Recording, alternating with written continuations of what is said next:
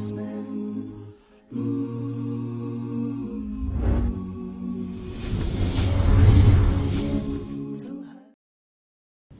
sacred text of Islam, the Quran, talks about what human beings aspire towards.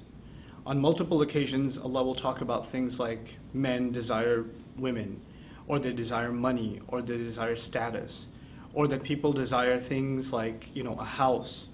So people work towards these things because they have strong urges towards them. Even today, young people might want to finish a degree, or might want to get ahead in their career, or might want to start a relationship that they're longing for.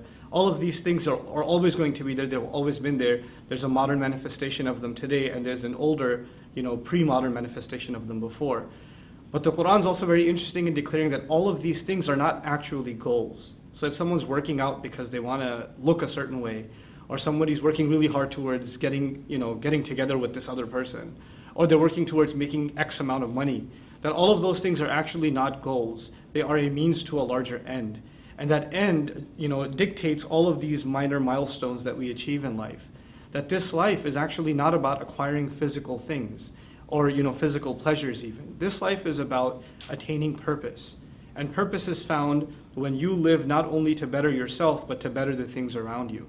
And so Islam is about submitting yourself to the will of Allah, to the will of God, so that you can prepare yourself for eternal joy.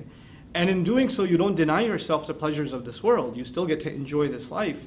The Quran says, وَجَعَلْنَا لَكُمْ فِيهَا مَعَايِشْ, which actually means we put in this world means for you to live well. So Islam certainly doesn't deny human beings the opportunity or even the right to live well in this world. But at the same time, every single moment they spend in this world, whether it's for their own enjoyment or they're working hard, should mean something more than just that fleeting moment.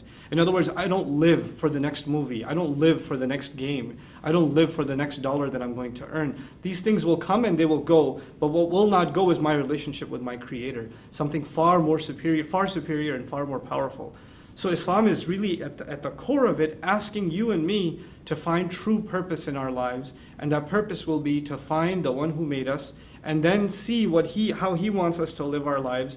And in doing so, a lot of people think, and this is what I'll leave you with just to think about, a lot of people think if they find purpose in God and purpose in revelation, that they're going to deprive themselves of things that otherwise they could have enjoyed. There were no restrictions on them before, and now all of a sudden there are these rules and regulations that are holding themselves back from living life to the fullest. And the opposite is true.